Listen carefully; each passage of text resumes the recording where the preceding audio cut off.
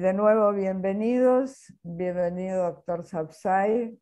No es necesario presentarlo, creo, pero igualmente lo voy a presentar. El doctor Sapsay es abogado de la Universidad de Buenos Aires, tiene un posgrado en la Facultad de Derecho de la Universidad de París, es profesor titular de Derecho Constitucional en la Facultad de Derecho de la UBA, es director de la carrera especial de posgrado en Derecho Constitucional de la UBA, presidente de la Asociación Argentina de Derecho Constitucional, presidente del Instituto Iberoamericano en Derecho Constitucional. Pero además el doctor es un especialista en ambiente. Algún día lo vamos a invitar, no, ya de este año no lo vamos a molestar, pero para que nos hable también de ese tema. Así que bueno, me parece que debemos ser puntuales.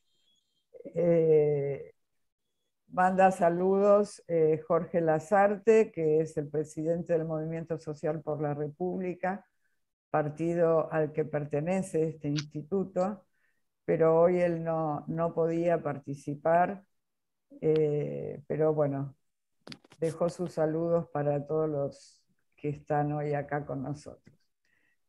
Doctor Sapsay, si quiere, es todo. ¿Cómo no? Con muchísimo gusto, me encanta participar de este espacio, creo que tiene un valor cívico inmenso. Son muy pocos los partidos, no sé cuál otro, aparte del de ustedes, que tiene una escuela de formación ciudadana. Y creo que es la clave para que los ciudadanos crezcan en el conocimiento de las nociones fundamentales de lo que es el civismo, la titularidad de derechos, las obligaciones, etcétera, y hagan una participación que sea realmente.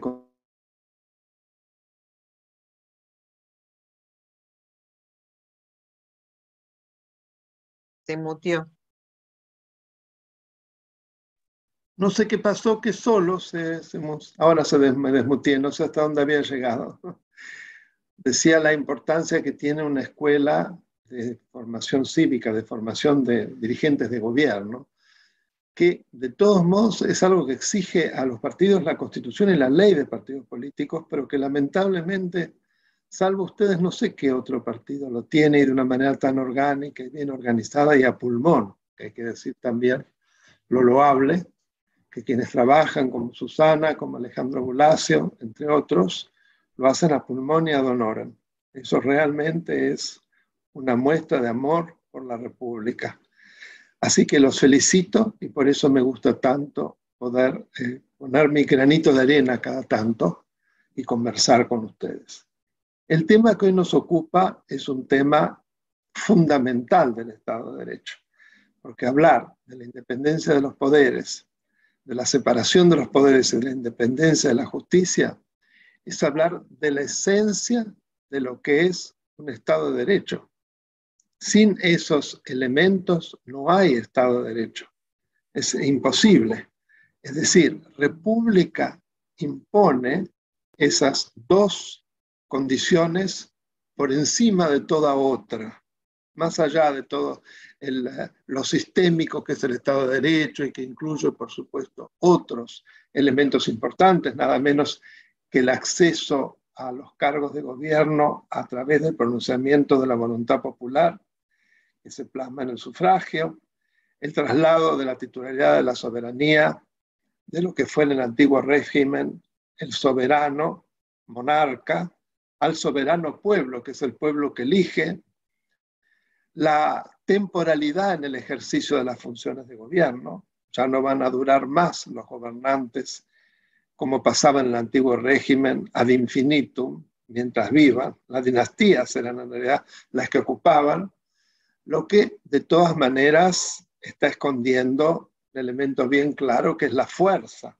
para ejercer el gobierno. Más allá de todo el relato y todo el maquillaje de hablar de la voluntad divina para el ejercicio del poder, estaba muy bien armado el relato. Sin embargo, lo que subyacía era la fuerza, porque si no, ¿cómo se entiende que fueran las monarquías y las dinastías sustituidas unas por otras.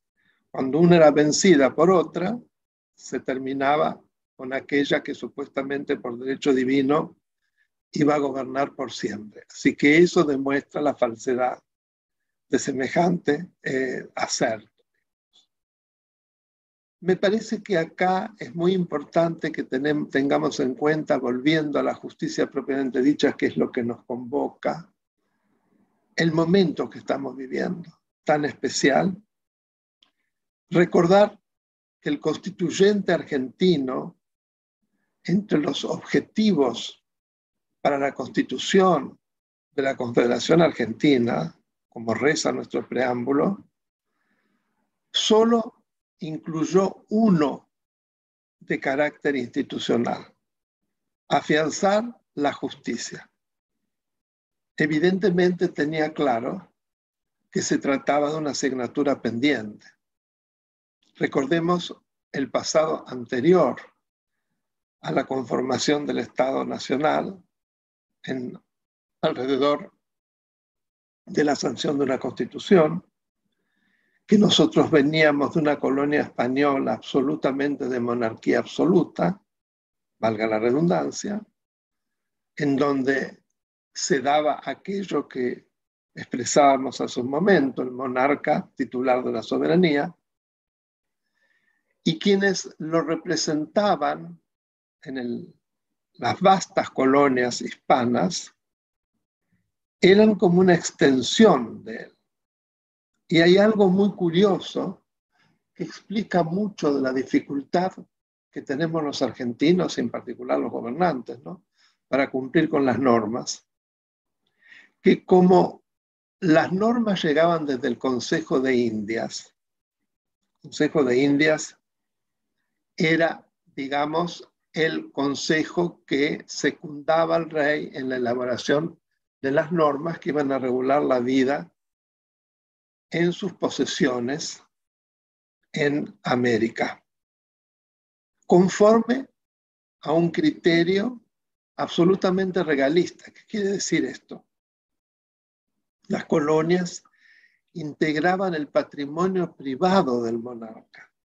Fíjense ustedes hasta dónde llegaba la opresión hacia la posibilidad de avisorar que quienes habitaban en aquel momento el suelo americano podían ser titulares de algún derecho. Por supuesto que no, si el monarca, nada menos que todo ese imperio que decuplicaba la superficie de la metrópoli, era propiedad privada del monarca, aunque parezca mentira. O sea, una posición la más férrea posible en materia de monarquía. Por lo tanto, lo que va a aparecer luego también con el constitucionalismo, como otra incorporación liberadora, fue el reconocimiento de que todas las personas son titulares de derechos por su calidad de tales y que estos les pertenecen del mismo modo que su cabeza, su tronco y sus extremidades. Nadie se los concede graciosamente como una suerte de concesión. No, porque somos personas, somos titulares de derechos y de garantías. Y esto es muy importante porque cuando, y particularmente en Francia, lo que se llamó antiguo régimen se iba descascarando, el rey se vio obligado, no porque quisiera, a conceder en algunos sectores las corporaciones, que era la burguesía que estaba cada vez acumulando más poder, algunos derechos y asimismo tribunales propios para el juzgamiento de sus conductas.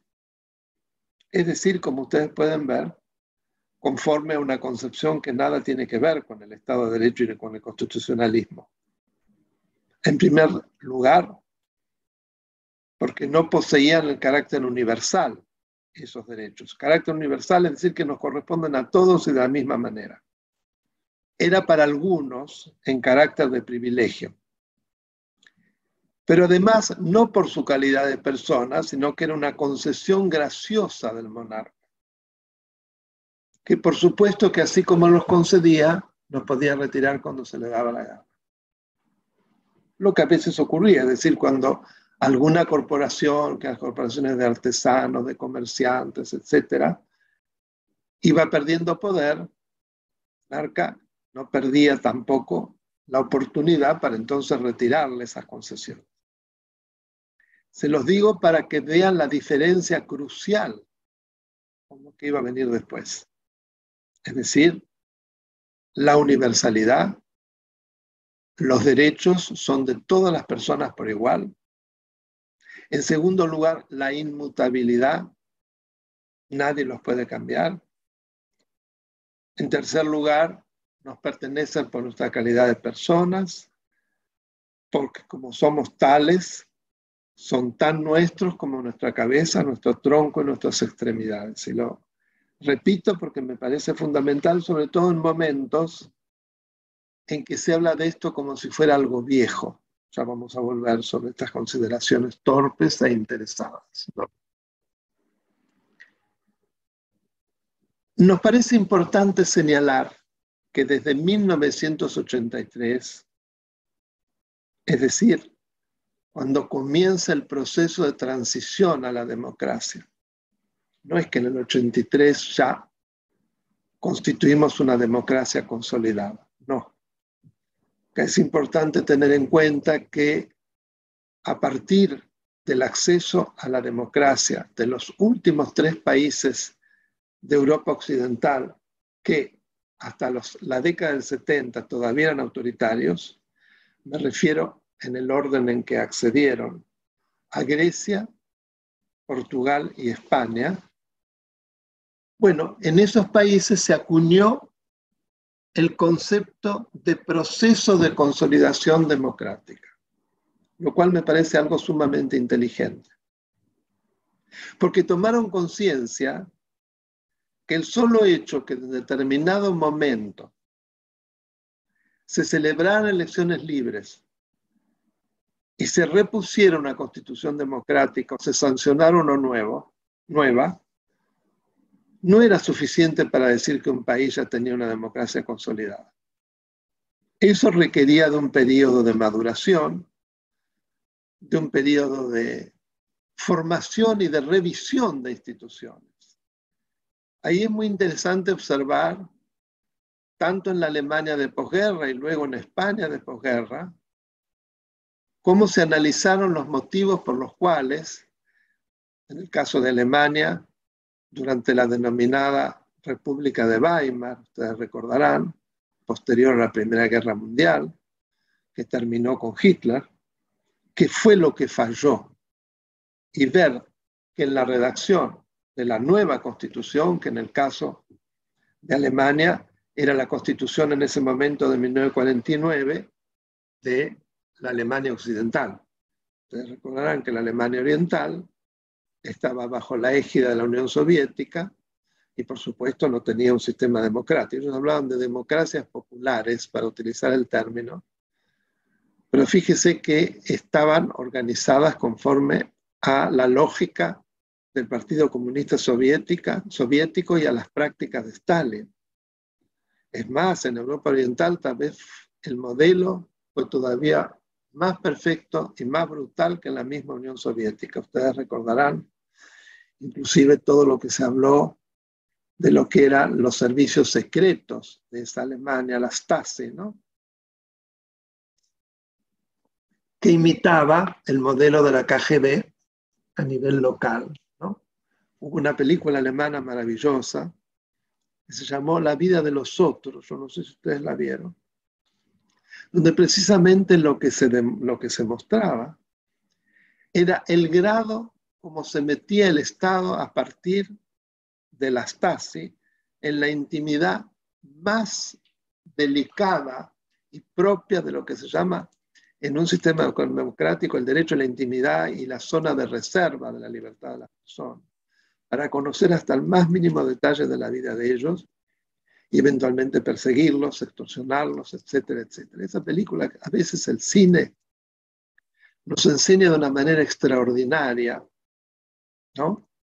Lo más, de manera mucho más, digamos, menos teórica, lo brutal de determinados regímenes autoritarios. Dicho sea de paso, yo acabo de ver en Netflix una extraordinaria película también alemana y no me acuerdo el nombre. No dejemos de mirarlo, creo que se llama.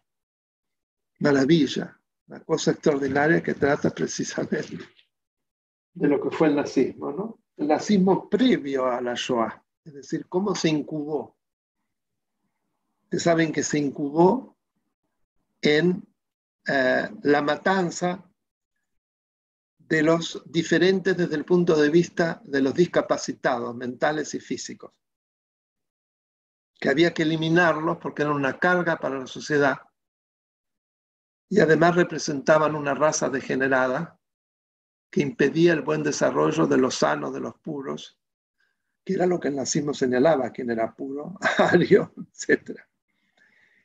Y empiezan por matarlos por inanición, de a poco, pero después como no alcanza, ahí empiezan con las cámaras de gas. Es decir, es el antecedente previo a la cámara de gas, es el modo como exterminaban a estas personas.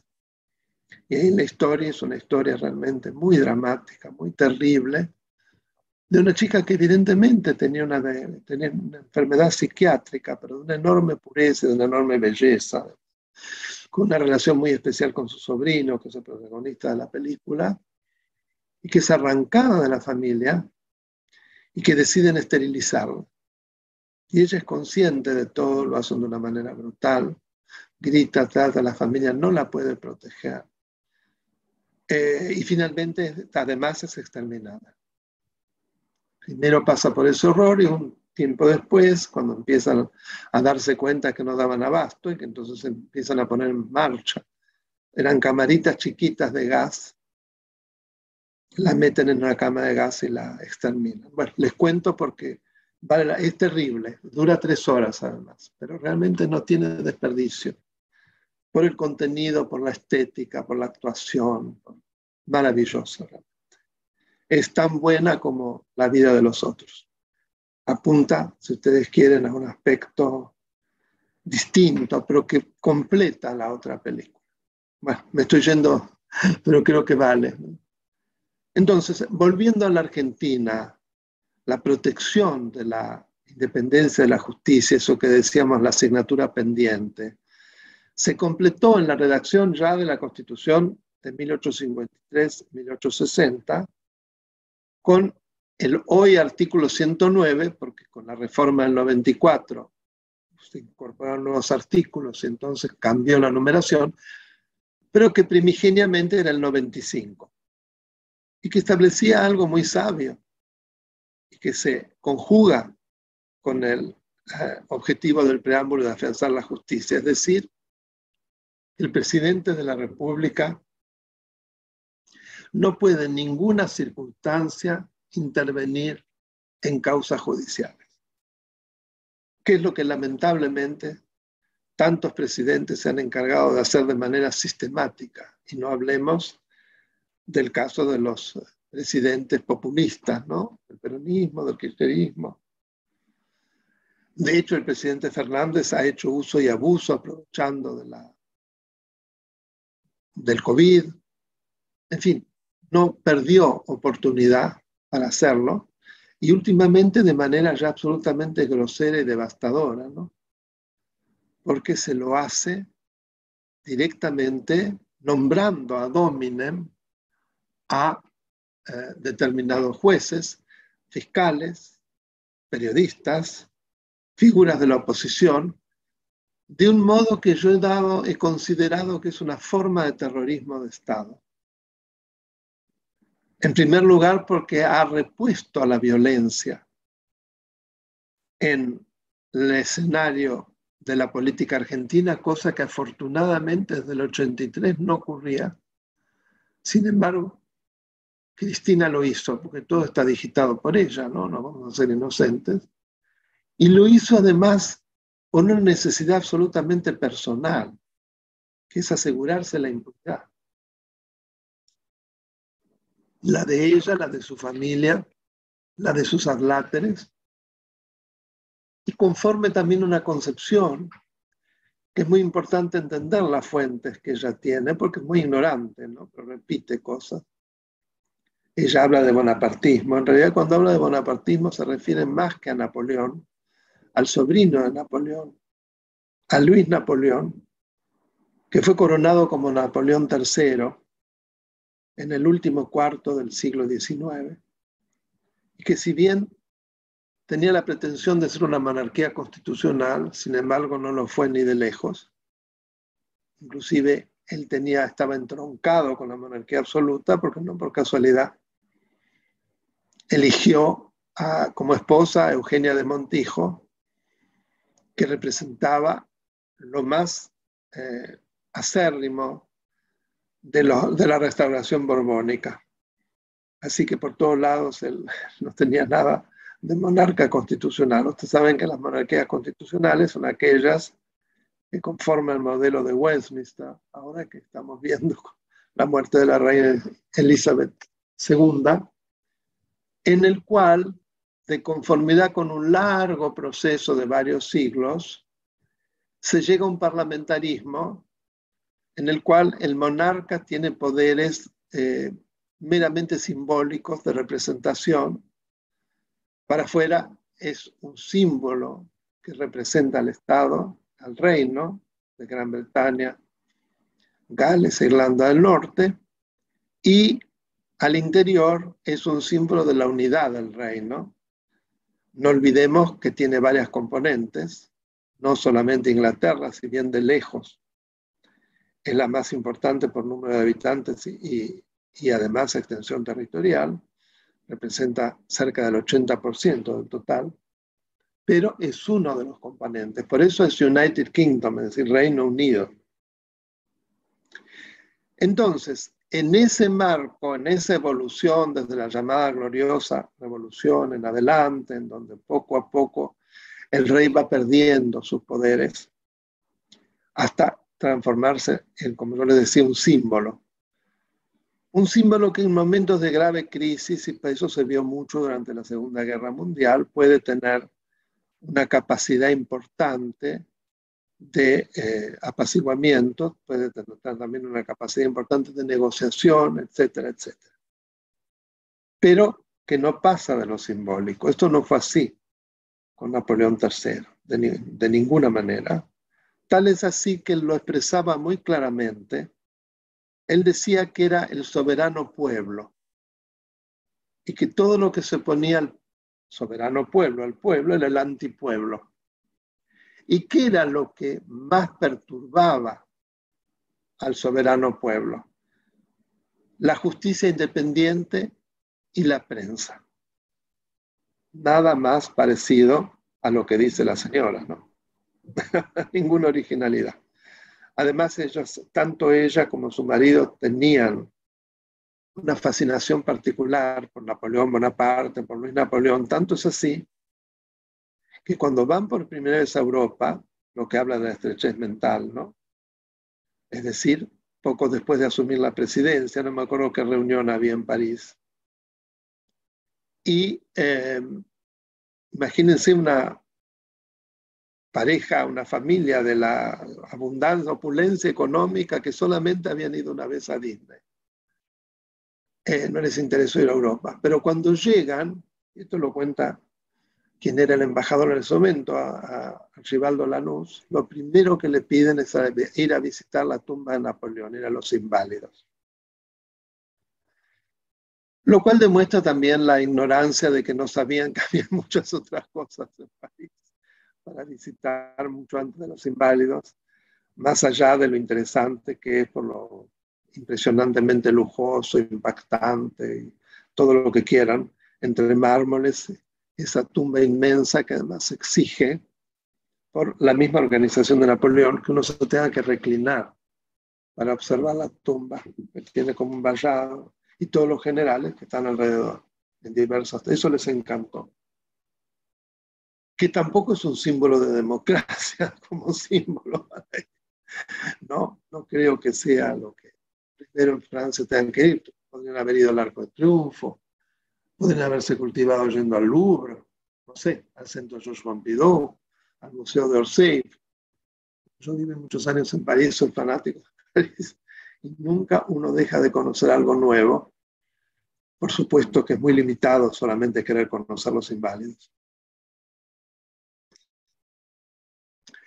Pues bien, es en ese marco que nosotros vivimos hoy una crisis de la democracia, de nuestra democracia, como lo que no habíamos vivido desde el 83. Repito, en primer lugar, porque se ha exhumado la violencia como un actor en la vida política argentina que creíamos que estaba terminada.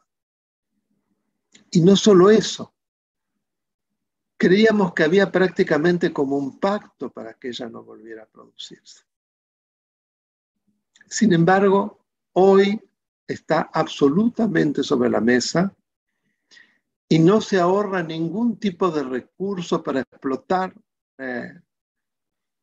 atentado que por supuesto repudiamos, esa tentativa de asesinato contra la vicepresidenta, pero lo que no toleramos es que eso sea precisamente utilizado para dividir a los argentinos, para enfrentarnos, para amenazar, inclusive utilizaron a la religión.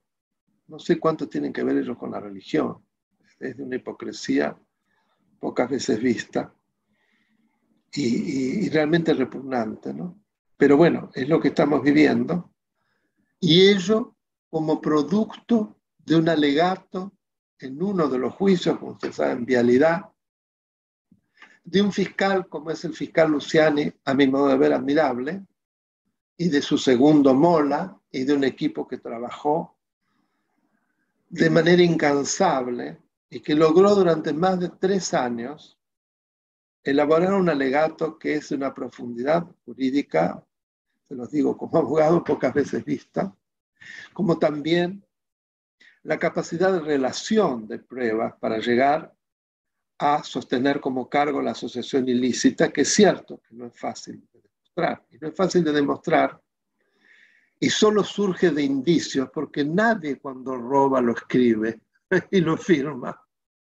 Entonces, si se exigiera prueba fehaciente, tanto los delitos de lesa humanidad, como los delitos de terrorismo, como los delitos de narcotráfico, como los de corrupción, no podrían ser jamás comprobados. Y entonces en todas las sociedades democráticas regiría la impunidad para los delitos más graves. Es decir, lo que hizo Luciani no es original. Es así como se construyeron distintos países y los juicios de Nuremberg también se construyeron en base a indicios, si no, no era posible. Frente a eso se expresan una cantidad de mentiras. La primera es el famoso lawfare. El lawfare, o batalla judicial, es una construcción que curiosamente viene de la derecha. Después de la Primera Guerra Mundial, y por primera vez, organizaciones defensoras de derechos humanos, que eran las primeras en la historia, acusan, denuncian a varios generales por haber producido hechos de guerra violatorios de las convenciones de Ginebra sobre el trato de prisioneros. Estamos hablando de la prehistoria de los derechos humanos, no existían todas las convenciones. Eran exclusivamente sobre el trato humano y pacífico de los funcionarios, las convenciones de Ginebra, que eran precisamente muy nuevas. Y es en ese marco en que estos generales, y digamos la derecha conservadora americana, esgrime que se estaba atacando a través de una guerra judicial, lawfare, a lo más puro y rescatable de la sociedad americana, los generales que habían permitido que se ganara la guerra. Y que las acusaciones venían de un grupo de bolches que lo que querían era implantar el comunismo en Estados Unidos. Bueno, fíjense que esto sea tomado por quienes se consideran progres, es por lo menos paradojal. Fíjense de dónde lo toman. Pero a ellos no les importa, no utilizan cualquier cosa, las contradicciones, todo lo que sirve, vaya y pase, adelante. Les digo porque es interesante conocer estas barrabasadas. Y es importante también tener en cuenta que una de las incorporaciones más interesantes de la reforma de 1994, de la reforma constitucional de 1994, fue la denominada cláusula de defensa de la democracia. Es el artículo 36, aunque se inicia un nuevo capítulo dentro de la parte dogmático-doctrinaria de la Constitución Nacional, integrado por los artículos 36 a 43. Yo la voy a leer porque creo que es muy importante, porque además la utiliza muchísimo Luciani en su alegato. La cláusula dice así: esta Constitución mantendrá su imperio aun cuando se interrumpiere su observancia por actos de fuerza contra el orden institucional y el sistema democrático. Estos actos serán insanablemente nulos. Sus autores serán pasibles de la sanción prevista en el artículo 29. El artículo 29 es el que precisamente establece la traición a la patria. Es decir, quienes produjeran la suma del poder público son pasibles de cometer el delito de traición a la patria. Eso es lo que palabra más, palabra menos dice el artículo 29, a que nos remite este primer párrafo del artículo 36. Inhabilitados a perpetuidad para ocupar cargos públicos y excluidos de los beneficios del indulto y la conmutación de penas. Tendrán las mismas sanciones quienes, como consecuencia de estos actos, usurparen funciones previstas para las autoridades de esta Constitución o las de las provincias, los que responderán civil y penalmente de sus actos. Las acciones respectivas serán imprescriptibles. Entonces, para este tipo de delitos, la Constitución claramente establece su imprescriptibilidad, pero que además son inindultables. Todos los ciudadanos tienen el derecho de resistencia contra quienes ejecutaren los actos de fuerza anunciados en este artículo. Atentará a sí mismo contra el sistema democrático. Este tercer párrafo lo voy a leer despacio porque tiene que ver directamente con todo lo que se esgrime y con lo que en gran parte se construye como fundamentos el alegato del doctor Luciani. Atentará a sí mismo contra el sistema democrático quien incurriese en grave delito doloso contra el Estado que conlleve enriquecimiento. Es decir, los delitos de corrupción, para decirlo en buen romance. Quedando inhabilitado por el tiempo que las leyes determinen para ocupar cargos o empleos públicos. El Congreso sancionará una ley sobre ética pública para el ejercicio de la función. Es decir, que nos encontramos frente a lo que el constituyente de reforma consideró los dos más graves agravios contra el sistema democrático. Por un lado, la comisión de delitos contra la misma subsistencia del sistema y los delitos de lesa humanidad, y por el otro lado, los delitos de corrupción que son asimilados. Es decir, esto une, si ustedes quieren, al nunca más de trasera con, al mismo tiempo, la exclamación tan elocuente que hoy en día, entre quienes creemos en la democracia, la estamos transformando en un rezo laico, que es justicia o corrupción. No, nunca más injusticia o corrupción. Y yo pondría en el medio al fiscal Nisman, es decir, los tres fiscales están como unidos por una línea. fiscal Nisman, que fue asesinado antes de poder decir todo lo que tenía para decir, ¿no? Se le impidió. En el caso de Luciani, en realidad, ya cumplió con su papel en el desarrollo del proceso. Pero cuidado, que eso no quiere decir que esté exento de riesgo. Porque tal como hemos visto hace muy poco con un fiscal anticorrupción paraguayo, que también ya había terminado con la investigación de corrupción de funcionarios, que también había dado su alegato, sin embargo lo asesinaron. ¿Y por qué lo asesinaron? Muy fácil, para que todos vean, investiguen corrupción y miren lo que les va a pasar. Entonces, cuidado porque hay un dedo índice también sobre Luciani. No basta con que ya haya terminado con su cometido, porque lo que no se quiere es que en adelante haya otros Lucianis, otros Moleas. Ojo.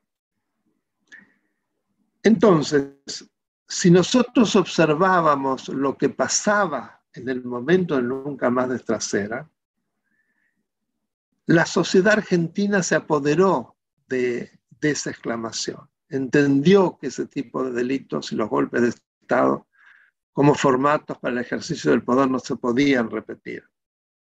Quedaban solo algunos grupos militares adversos, por supuesto que todavía con poder, porque no olvidemos los intentos de golpe de Estado, los caras pintadas y demás. Pero pasaron.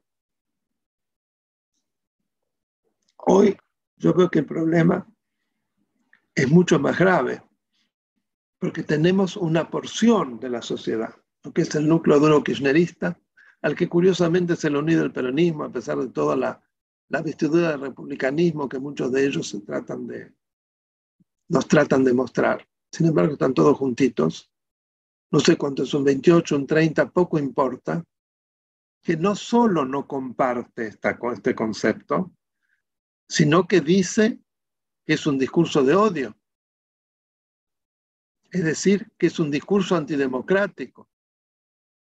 Da vuelta absolutamente la premisa y la transforma en que se está persiguiendo por la comisión de delitos políticos.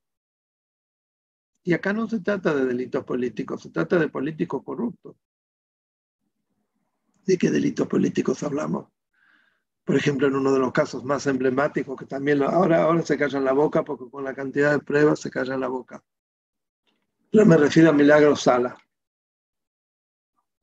que ha sido condenada, inclusive en 2 casos ya, con confirmación de la Corte Suprema de Justicia de la Nación, no solamente por todas las instancias de Jujuy.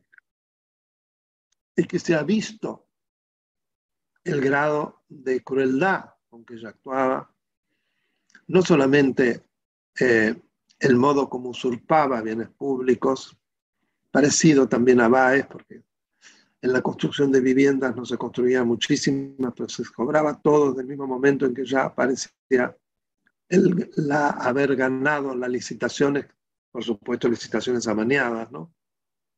Pero además mataba. Mató a muchas personas de la forma más cruel. Inclusive en un caso mostrando a la madre de una de las personas. Una cosa realmente terrible. Entonces, ¿de qué delito político hablamos? Los delitos políticos son aquellos que comete una persona por oponerse al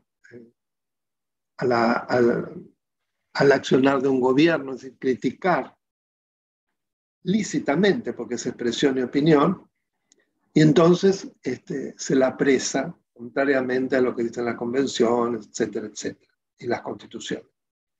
Es decir, la libertad de expresión sin censura previa, con responsabilidades ulteriores, pero sin censura. Eso es delito político. Pero no es delito político el hecho que un político haya cometido delitos que no son de ninguna manera de opinión, que están vedados por todo sistema democrático, sino que es haber robado, por ejemplo. Es haber mandado a asesinar, por ejemplo. Y sabemos que en el caso del kirchnerismo no es aislado, que solo pasó con Nisman. Lamentablemente hay muchos casos más. Inclusive hay un caso que es truculento, el de esta Marcela López, ustedes seguro que están al tanto, que descubrió en su casa unas cajas y que lo iba a denunciar y que, bueno, nunca se la vio más, se aparecieron huesos. O sea, es satánico lo que ellos hacen, o el empresario pesquero en su momento porque le querían comprar las empresas de pesca en Chubut, y hay muchos casos más. O sea, es un sistema que ha producido muchas muertes. Todo lo que vamos a saber, porque yo espero que esto en algún momento se conozca y se pueda llegar a la verdad y no triunfe la impunidad, que es el gran problema. El gran problema no es la corrupción. Es cierto, como decía, corrupción hay en todas partes. Sí, hay corrupción en todas partes, pero en muchas partes sin impunidad. El que las hace, las paga. Fíjense ustedes, por ejemplo, para tomar un caso, en Francia, un presidente además muy respetado y muy célebre, como fue Jacques Chirac. Sin embargo, cuando era intendente de París, se descubrió que le ofrecía a amigos los inmuebles de la intendencia, de la municipalidad de Francia, a precios por debajo del valor del mercado. Para nosotros nos parece una ridiculez, ¿no? Pero él fue sancionado, fue penado, como era un hombre de más de 70 años, con prisión domiciliaria, estuvo 3 años con prisión domiciliaria, Chirac. Miren lo que estamos diciendo, ¿no? Y podríamos dar otros ejemplos en donde esto no pasa. Y también en países latinoamericanos hay varios casos, en Costa Rica, por ejemplo. Probablemente el país más democrático de América Latina, donde también quien las hace las paga, expresidentes, etcétera, que se descubrieron casos de corrupción. Entonces, ese es el tema. El decir livianamente corrupción en todos lados como si justificara entonces que está bien que siga habiendo, o roban pero hacen. Y es una falacia, que el problema es cuando se da la dupla, corrupción más impunidad. Y se violan así las dos convenciones internacionales contra la corrupción, una es la internacional y la otra es la americana, regional, que la Argentina es parte.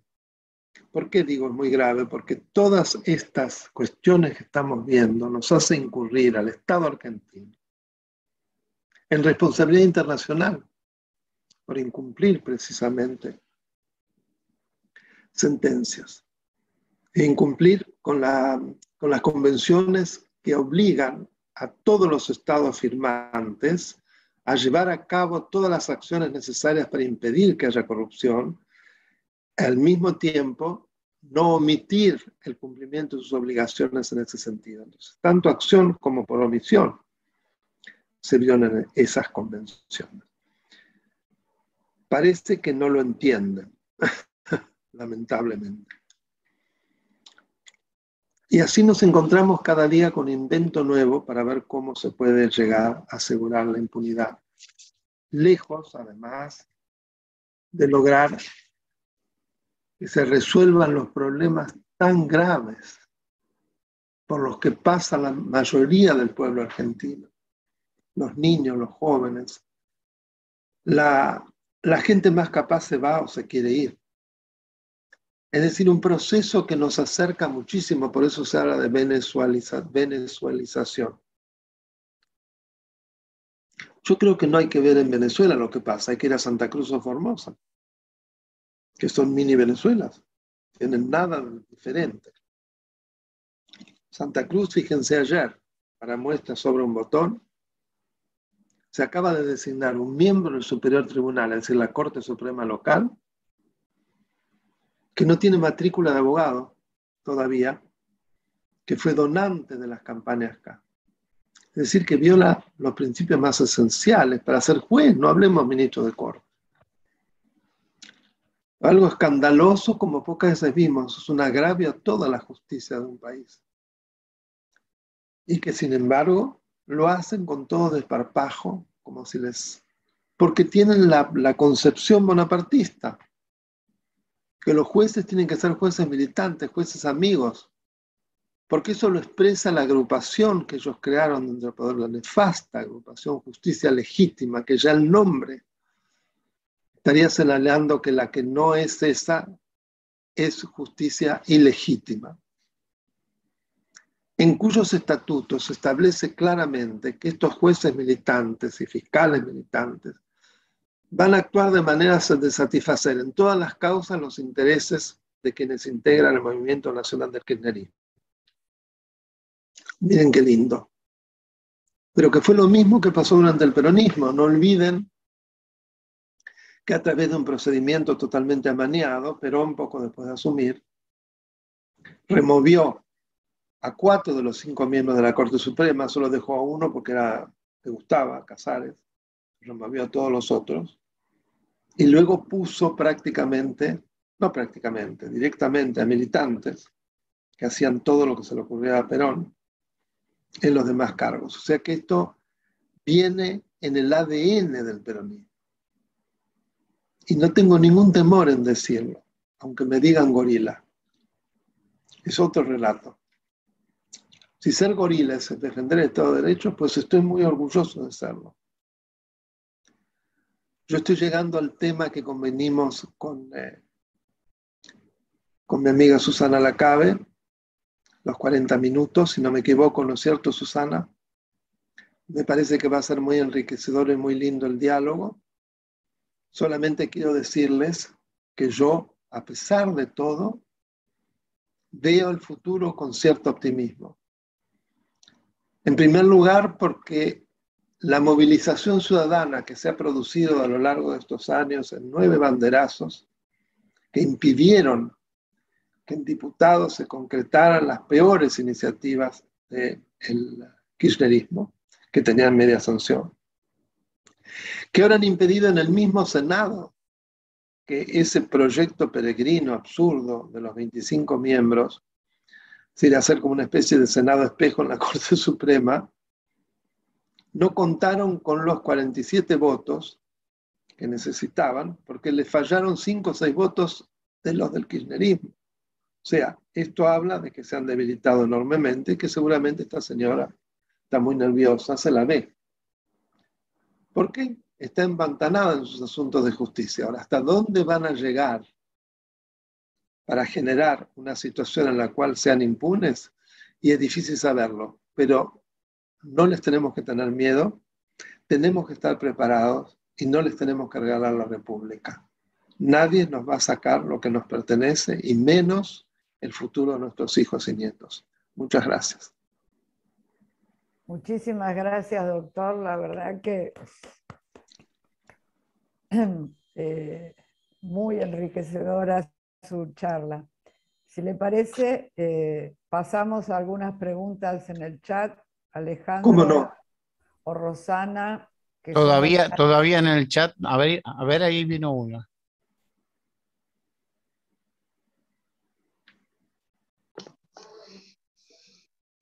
Acá hay una persona que tiene mucho miedo respecto de, por más que, digamos, que sea optimista, tiene miedo que la educación se transforme en adoctrinamiento, digamos, ¿no? Y eso, bueno, puede ser muy complicado para el futuro. No sé su opinión, doctor. Sí, ya se transformó, lamentablemente. Era lo que ocurría también en el peronismo. No olvidemos lo que eran los libros de lectura. No olvidemos que La razón de mi vida era un texto obligatorio, ahora pasa con Sinceramente. También se acaba de imponer un sistema en el cual en los colegios se les explica el Lofer y se les explica a su vez de qué manera se ataca la democracia a partir del alegato de Luciani, ¿no? Realmente una cosa bochornosa. Ahora bien, yo creo que hay contracuerpos contra eso. Lo hemos visto en Chaco a este chico que reaccionó con una valentía y una precisión, seguro que ustedes lo vieron, frente al gobernador, Capitanich, al Coqui, la vicegobernadora, que se quedaron mudos y les cantó las 40. Y fue aplaudido prácticamente por todos los presentes. Y además, la otra cosa que también me estimula es que están perdiendo los centros estudiantes más icónicos de ellos. Perdieron el de Rosario, perdieron, imagínense, el de La Plata, no se puede creer, el de Bahía Blanca, que estaban todos en manos de la Campa. O sea, que se están derritiendo. Eso no hay ninguna duda. ¿Qué pueden hacer en este año? Muchas cosas, lamentablemente. Pero tenemos que resistir. El tener miedo es lo que ellos buscan, porque el miedo paraliza. Fíjense, y esto lo hago en homenaje a una gran amiga y una mujer excepcional que acaba de partir, Magdalena Ruiz Guiñazú. Ella no tuvo miedo. Ella fue la primera que en plena dictadura le dio la voz a Eve Bonafini, a las madres de Plaza de Mayo. Y a pesar de las amenazas tremendas, que ella ni siquiera lo contaba, pero lo sé muy bien, aparecían balas y otro tipo de amenazas en su casa y en su familia, siguió adelante, triunfó. Y hoy es un símbolo del Estado de Derecho y la defensa de los derechos humanos. Dicho sea de paso, con un homenaje a la querida Magda.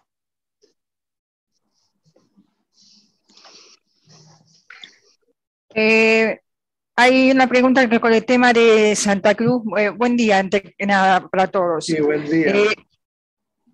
Pregunta Claudio si es legal eso que hicieron con el nombramiento de juez en Santa Cruz y en qué puede basarse. Y hay otra pregunta que está muy relacionado, a ver, que está muy relacionado con este tema. A ver, que yo lo saqué la foto.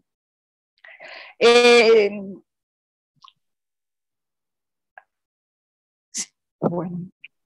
¿Cuál es la forma que la justicia federal puede modificar esta situación? Eso es lo que pasó en Santa Cruz. Bueno, es absolutamente ilegal y contraviene todas las disposiciones normativas al respecto del derecho público santacruceño. Ahora, es un tema local. Lo que esto ameritaría es una intervención de la provincia. ¿Por qué? Porque precisamente es una de las causales. No se respeta la forma republicana de gobierno. Pero claro, se necesitan mayorías muy calificadas en ambas cámaras, 2/3 de los presentes, cosa con la que no se cuenta. Pero ese es el remedio federal, la intervención. Perfecto. Jorge Esquinazzi pregunta, ¿de qué modo la sociedad en general debe o puede tomar debida conciencia de la gravedad de la situación tan bien descrita por el doctor Sabsay? Bueno, yo creo que el periodismo, y que afortunadamente hay mucho periodismo independiente muy valioso, ayuda mucho. Lo que ustedes están haciendo ayuda mucho. Que yo veo además gente que proviene de tantos lugares diferentes del país que está escuchando, y que son multiplicadores. Porque el gran problema es que es muy difícil defender derechos y defender situaciones institucionales cuando no se las conoce. Este es el enorme valor que tiene este tipo de instituciones como es SER.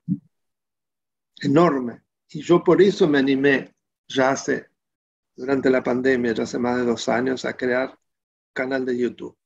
Y que hoy tiene casi 55.000 suscriptores, de lo cual me siento muy orgulloso y agradecido. Que ha tenido un efecto enorme. Yo les diría que aún más de todo lo que yo intervengo en los medios. Es increíble el efecto multiplicador que tienen esas casi 55.000 personas. Yo me encuentro por la calle, permanentemente me paran, doctor, no sabe lo que me sirve, yo no sabía, ahora sé, son tan sencillos, bla, bla. Y que yo subo también conferencias como esta, ya otra que he dado está en el canal de YouTube. Y esta les voy a pedir que me la manden, la voy a subir, por supuesto. Sí, por supuesto, doctor. Se la vamos a mandar en cuanto esté. Hay 2 personas levantando la mano. Habíamos dicho las preguntas por el chat, pero les voy a dar la palabra con una condición, que sea una pregunta concreta y cortita para que tengamos tiempo de llegar a otros. A ver, Aldo Gansi, hace tu pregunta. Y después Carmelo Micheli también había levantado la mano. Aldo, buenos días, doctor. Sí, buenos días, doctor Salzaido. Buenos días a todos. Mi pregunta es orientándome con respecto a la anatomía del pueblo, a la estructura del pueblo. Sabemos que aquellas sociedades que son enfermas son aquellas que se dividen en clases sociales y las sociedades sanas se dividen en categorías sociales. Este gobierno actual, con la política que están llevando, ¿no cree usted que están orientando a que sigamos siendo una sociedad enferma? Pero por supuesto, porque ellos han atizado la grieta. El populismo necesita de la grieta, la división entre los buenos y los malos, permanentemente entre los oligarcas y el pueblo, entre los ricos y el pueblo, entre los imperialistas, los gorilas, sin ninguna duda. Claro que sí. Es un elemento fundamental para que un gobernante populista lleve adelante su tarea. Porque orientan al desvalor.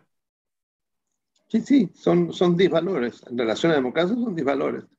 Es una contracultura, que es una batalla que les tenemos que dar. Porque han lavado muchos cerebros. Sí. Muchas gracias, doctor. No, de nada. Carmelo, ¿querés hacer tu pregunta? Sí. Buen día, doctor, y buen día a todos. Buen día. Yo personalmente la pienso o veo a Argentina como más corporativista que democrática. Es decir, hay grandes corporaciones con poder acumulado como sindicatos, en su momento la Iglesia, que ahora tiene menos. Bueno, esas corporaciones tienen un poder de fuego entre ellas, porque consideran todo como una guerra, no como una democracia, y son por lo menos un 20, un 25% de gente que se puede movilizar e ir a la calle, que lo están demostrando, nos están mostrando para asustarnos. La pregunta del millón es, supongamos que pierdan las elecciones y supongamos que democráticamente se quiera manejar la situación. Yo personalmente no le veo opciones fáciles. Todo veo más el vaso medio vacío que medio lleno. ¿Usted qué piensa, doctor? Mire, no hay duda que ese es el gran desafío, porque la Argentina corporativa viene nuevamente desde la colonia española. Y el peronismo lo exacerbó con una concepción fascista. Y el golpe de Estado de Uriburu, por supuesto que también será filonazi.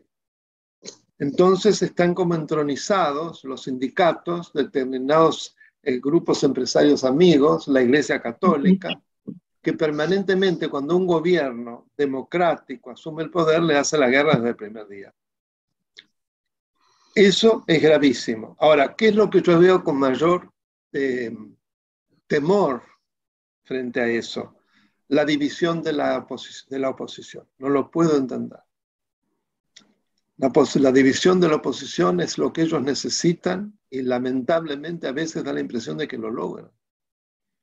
Lo mismo dentro de la oposición, más allá de que algunos dirigentes conozcan hechos muy graves de otros aliados, es una imbecilidad hacerlo público. Le está haciendo un gran favor a estos fascinerosos, es lo que esperan. A veces uno piensa de algunos si no son aliados indirectos. ¿Cómo pueden pecar de tanta imbecilidad? Eso no quiere decir que no deban hacerlo internamente, por supuesto que sí. Pero no una mentalidad de buchones para hacerse los bonitos que lo dicen para afuera. Que destruyen todo un edificio que ha costado tanto construir y en el que los argentinos, que nos gusta la democracia, valoramos tanto. Eso es lo que yo creo. La Argentina corporativa desde ya, claro que sí. Desde la esencia, lamentablemente.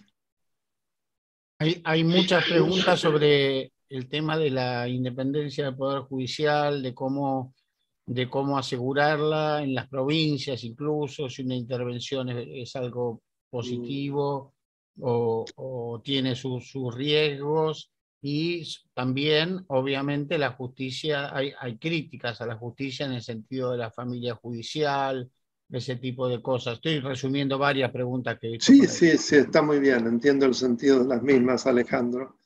Bueno, en primer lugar, la justicia requiere de una reforma muy importante. No es que yo la esté idolatrando y que todos sean tan bonitos. Lo de familia judicial tiene que ver, por ejemplo, con una reforma pendiente, que es el hecho de que se vayan estructurando los juzgados y los fueros en función de la afinidad, ya sea por parentesco, ya sea de otro tipo. Es decir, en las justicias democráticas del mundo, para acceder a los cargos que no son los jueces propiamente dichos, pero todos los demás que son muy importantes, se hacen por concurso. También requiere una carrera judicial. Y eso lamentablemente no existe. El hecho de que la Corte Suprema no tenga plazos para el dictado de sus sentencias es un poder tremendamente agregado que es una locura. Que es nefasto, que no pasa prácticamente, que yo conozca en ninguna otra Corte Suprema del mundo. El hecho de que al mismo tiempo decidan qué caso toman y qué caso no toman, bueno, nuevamente, fíjense lo que pasó con la composición del Consejo de la Magistratura, más allá de que nos ha gustado el fallo y que es valiosísimo, pero tardaron 16 años, en el transcurso de lo cual se constituyó el Poder Judicial con cantidad de jueces y fiscales que no tendrían que estar ni para porteros de los poderes judiciales. Lo digo así. Fíjense el caso de Bento. Sí, sí. Y ahí hay un tema interesante, perdone, yo lo veo como abogado, pero el tema de Isidro de Santa Cruz queda encapsulado en Santa Cruz, digamos, como es la jurisprudencia actual un poco de la Corte Suprema. Es como que, bueno, como que cada uno podría haber cualquier inconstitucionalidad en las provincias, que si el presidente no toma cartas en el asunto o el Congreso, no se podría hacer absolutamente nada. O sea, ¿hasta qué punto eso es federalismo y hasta qué punto podría haber algún tipo de remedio judicial? Lo pregunto yo también, ¿eh? Sí, remedio judicial no lo hay. Yo volvía en la intervención federal, el artículo 6º de la Constitución, en ese sentido está muy bien elaborado. Lo que pasa es que es muy difícil concretar la intervención federal, ¿cierto? Lamentablemente. No es la panacea, desde ya que no.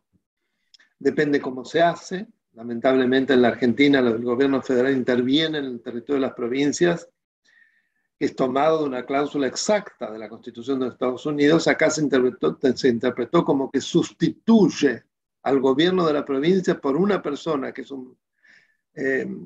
una suerte de representante del gobierno federal, que concentra todos los poderes en sus manos. Entonces, mientras dura la intervención, es una mini dictadura. Es un contrasentido. Para restablecer la democracia se establece un sistema de dictadura. En los Estados Unidos, en cambio, se intervino a intermediar como que media. Entonces, elabora un sistema a través del cual se negocia entre las partes para llegar a una solución. Fíjense qué diferencia. Entonces, bueno, todo esto da para conferencias en particular, ¿no? Yo les doy los grandes trazos, algunas pinceladas. No sé si respondo a eso. Sí, obviamente, doctor. Tengo una pregunta, Susi, que es cambiando un poquito de tema. Carlos Alberto pregunta, ¿qué nos puede decir de los intentos de cambiar o acomodar los procesos electorales a los intereses de ciertos gobernadores, como la eliminación de las PASO, aplicar la ley de lemas, las reelecciones indefinidas, etcétera? Y si existe la posibilidad de que puedan eliminar las PASO a nivel nacional. Vayamos por las PASO. Las PASO es una legislación electoral. La legislación electoral, para ser eliminada, requiere de mayorías calificadas. La Constitución en la Reforma del 94 estableció que tanto en materia de partidos políticos como de legislación electoral hace falta la mayoría absoluta de miembros de ambas cámaras. Estoy convencido que no van a tener los votos en diputados nuevamente, se va a estancar. Por eso le están diciendo la portavoza, que es la que bocina, no, que nadie pensó en ningún momento de sacar las PASO. Eso es otra vez la posición que agita para generar odio. Lo que pasa es que sabe que no tiene los votos, como también le falló en el mismo Senado, que quién se hubiera imaginado que no tuviesen los votos en el Senado para poder sacar ese proyecto con la media sanción de los 25 miembros. Tenían además los dos, como no tienen quórum propio, afortunadamente, necesitan dos más. Esos dos los tenían. Les falló los 35 de ellos, que se les bajaron como 6 o 7. O sea, que están muy débiles. Está levantando la mano Carlos Barresi. Insisto, para los que levantan la mano, que sea una pregunta cortita, concisa, concreta. Bueno, sí, buenos días a todos. Es para agradecerle su charla, su disertación. Me salió humo de la lapicera de todo lo que anoté. pero voy a hacer una pregunta que es muy cortita porque si no me van a echar porque me gusta hablar mucho y escuchar también mucho y dialogar. ¿Es usted partidario del naturalismo como un paso previo al positivismo? Es por sí o por no, porque yo he desarrollado algo sobre lo que usted escribió. Bueno, estamos ya en el terreno de la filosofía, ¿no? Del Sí, derecho. filosofía jurídica, obviamente, ¿no? Sí, yo soy positivista. Es positivista. Sí, sí, sí. Muy bien. No creo que haya que pasar por un estadio previo que sería el aristotélico tomista. Ah, No. Bueno, yo No, soy lo porque, contrario. En ese bueno, sentido, qué bueno que yo podamos... concibo el origen de los derechos humanos precisamente porque los considero naturales antes de ser positivos y considero que el hombre fue basándose en concepciones que son inherentes a él como la libertad, que lógicamente la tiene que defender, y parto de esa postura. Y otra cosa que eso usted que tiene Ya tanta experiencia... empezó a preguntar una ametralladora. Ese es el problema cuando se les va. No. Y yo estoy Ya me cansado, la contestó. verdad. Ya me Pero contestó, le contesto, pero le está contesto a lo bien, que está usted, bien. le contesto Está lo que bien, usted dijo. Le quería, contesto no lo que quería usted más que esto dijo. porque Le esto es muy contesto lo que cierto. usted dijo. Le contesto lo que usted dijo. Ya que Sí. estamos en un diálogo que no sé si estaba pensado hacer Pero diálogo. es muy largo esto y le quito. Pero usted lo está alargando. Yo le voy a... ¿Me deja hablar? ¿Me deja hablar? Sí, cómo no. Fíjese que a lo que usted dice, con mi concepción se llega exactamente a lo mismo, porque la concepción conforme a la cual, no sé si usted escuchó, el hombre es titular de derechos por su calidad de tal que le pertenece de la misma manera que su cabeza, tronco y extremidades, se llega también lo mismo que una posición filosófica. El resultado es el mismo.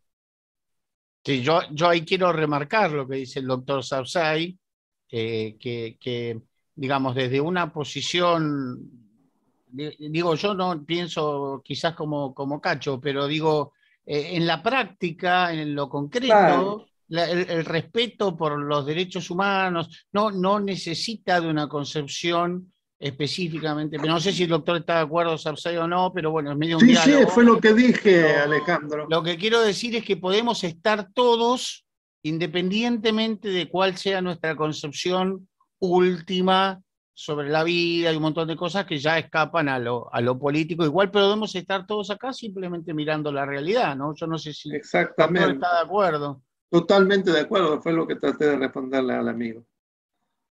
Muy bien. Lo que importa son las efectividades conducentes. Bueno.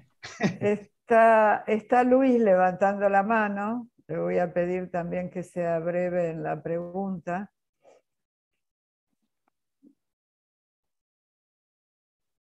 Doctor Sapsay, soy Luis Palmiotti, secretario general del MSR, y por sobre todas las cosas quiero agradecerle la bondad que usted tiene para con nuestro partido y con nuestro instituto.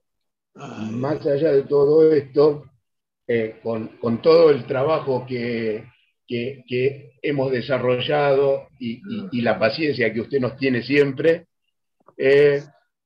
quería solo hacerle una consultita para nuestra parte, un poquito sobre el tema de cuando hablamos a veces de que los trapitos sucios se lavan adentro, se lavan para adentro. ¿Usted no considera, doctor, que toda gente... No se escucha bien, no se escucha bien. No se escucha bien, perdón. Repetí, Luis, la pregunta porque se escuchaba entrecortado. O escribíla, Luis, si no. Escribíla, sí. Porque te quedaste también como congelado. Que apague la cámara. Apaga la cámara. Ya la apagó. Ah, no está apagada, está prendida y congelada. Ah, yo la veo apagada, sin cámara. Bueno. Yo tenía la misma pregunta que Luis. Bueno. A Susana, dale vos. No, yo me quedé pensando porque, bueno, el nombre de nuestro ciclo es Desafíos para sanar la República. Como ciudadanos, ¿no? ¿Qué cree usted, doctor, que podemos hacer, más allá de no tener miedo, resistir? ¿Qué caminos podemos emprender para sanar esta república tan dañada en este momento, ¿no? Bueno, yo di varios, ¿no es cierto? Sí. Y como siempre respondo a este tipo de preguntas, yo no tengo la receta. Lo interesante es que ustedes como ciudadanos comprometidos o personas comprometidas las encuentran, que seguramente hay muchas más que las que uno pueda decir. Bien. De paso le digo a todos los presentes que Luis ahí. No, de paso, justamente le digo a todos los presentes que estamos todos unidos acá escuchando. Indudablemente hay un interés común en el tema, un interés común en la República, que nuestro mail está abierto a recibir sugerencias de acciones concretas o de lo que necesiten expresarse, y allí las recibimos y veremos cómo llevarlas a la práctica y cómo darles curso a lo que se pueda sugerir. Luis, ya estás con audio. Sí, ahí volví. No sé si alcanzó hasta dónde se llegó lo que consulté. No sé dónde quedó. No se escuchó nada. No se escuchó ninguna pregunta. Ah, bien. Bueno, disculpas por la conexión inestable que estoy teniendo. No, lo que yo decía es, ante todo, la cuestión de los trapitos sucios a veces nos lleva a que la gente que va a votar y aquellos que militan representando una idea o fortaleciendo un espacio, a lo mejor también tienen el derecho de conocer todos esos trapitos sucios para poder un poco ir limpiando lo que se habla de política, ¿no? En realidad lo que tenemos que limpiarnos es de los malos políticos, y quería con esto no disentir con el doctor de los trapitos sucios, sino que expresarle si usted no considera esto también que es necesario para una sociedad. Yo creo que en ese caso hay que hacer entonces las correspondientes denuncias judiciales, no solo el buchoneo. Si fueron tan graves, si fueron delitos, hay que hacer las denuncias judiciales. Entonces sí. Perfecto, estamos de acuerdo.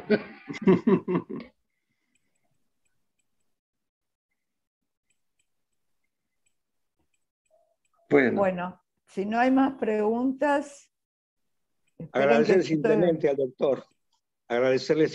doctor como miembro del Instituto SER, Juan José Cárdenas, desde Almirante Brown, agradecerle infinitamente por su maravillosa intervención y que nos abrió un poquito la mente. Gracias, doctor. Bueno. Gracias a ustedes por la paciencia, gracias a ustedes además por tener el compromiso cívico de una mañana de septiembre soleada y bellísima, dedicarla a madurar la condición de ciudadanos. Eso es un regalo para mí. Realmente me parece magnífico y es en gran parte lo que ha generado Totiflores, ¿no? Sí. Podríamos abrir para darle un aplauso al doctor, abrir los micrófonos. Me voy a poner colorado, más de lo que ya soy. Bueno, colorado nomás. Muchas gracias, doctor. Muchas gracias. Excelente. Genio, doctor. Genio. Gracias. Muchas gracias. Admiramos mucho. Bueno, muchas gracias. Les quería comentar que tenemos una próxima charla el 24 con Claudio Greco, que es un psicólogo especialista en adicciones y que nos parece un tema muy importante para la recuperación del tejido social en este momento donde el narcotráfico nos está invadiendo. Después, el 1 de octubre, tenemos una charla con Santiago Kovadlov, Y el 8 de octubre tenemos una charla con el economista y asesor económico Claudio Suchovicki. Así que esas son las charlas que tenemos ya programadas para que vayan sabiendo y estén atentos. Muchas gracias a todos por la participación y nuevamente gracias al doctor Sapsay. Nos vemos y seguimos comunicados a través del mail y de las redes sociales. Gracias. Gracias, Susana, gracias. Muchas gracias. Muchas gracias. Muchas gracias.